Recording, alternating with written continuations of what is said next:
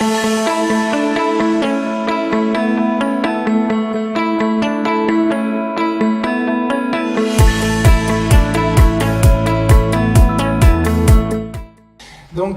effectivement, les ordres ont dans leur mission, une de leurs missions, c'est l'entraide. Et l'entraide, c'est pas uniquement une entraide financière, c'est bien entendu une entraide morale, une entraide confraternelle.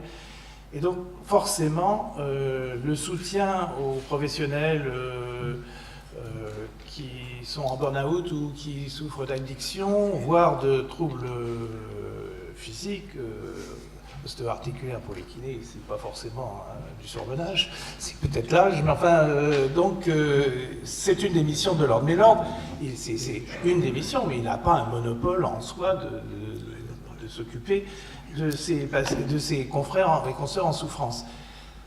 En plus, il y a un problème avec l'ordre, c'est que si un professionnel de santé est détecté comme ayant une addiction et donc ayant des difficultés par rapport à sa patientèle, l'ordre est aussi garant de la qualité des soins et de la sécurité des patients.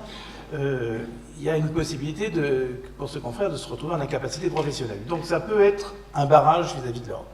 Il n'empêche que nous, on a mis notre expérience de l'ordre des kinés qui a 10 ans, donc c'est très récent. Voilà.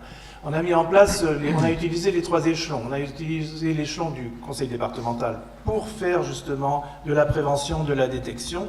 Et cette détection, c'est pas forcément les professionnels eux-mêmes, c'est souvent ou les familles, ou les patients, ou d'autres confrères dans des cabinets de groupe qui signalent la problématique. Et donc, tout de suite après, pour conserver un anonymat et une confidentialité, on passe au niveau régional. Et c'est là où on a besoin de relais, de plateformes. Et nos régions, nos conseils régionaux, sont bien sûr en lien avec les associations qui sont elles aussi locaux-régionales. Et comme on n'a pas une réponse univoque des associations, c'est pas une critique, hein, c'est le constat, on n'a pas pu faire un choix sur telle ou telle association.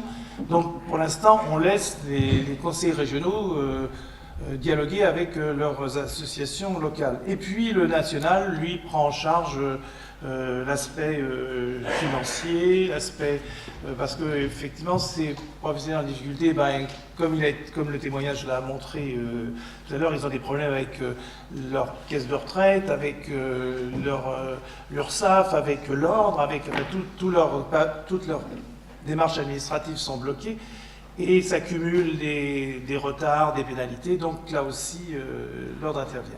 Mais donc, nous, ce qui nous intéressait, et c'est pour ça qu'on est très intéressé par cette démarche, c'est de pouvoir avoir, de mutualiser tous les moyens qui peuvent aider les professionnels de santé qui sont en difficulté, et d'avoir des associations avec un seul, enfin, qu'on puisse, nous, avoir un numéro d'appel qu'on puisse diffuser à l'ensemble du territoire et pas que ça se fasse spécifiquement dans chaque région. Donc on est très favorable à une démarche fédérative, on va dire, à laquelle participent bien sûr les ordres, mais aussi les URPS, les syndicats, les caisses de retraite, l'assurance maladie, les assureurs, les mutuelles, enfin, plus il y a de monde autour de la table, mieux c'est. On n'est pas en concurrence, encore une fois, on est en complémentarité.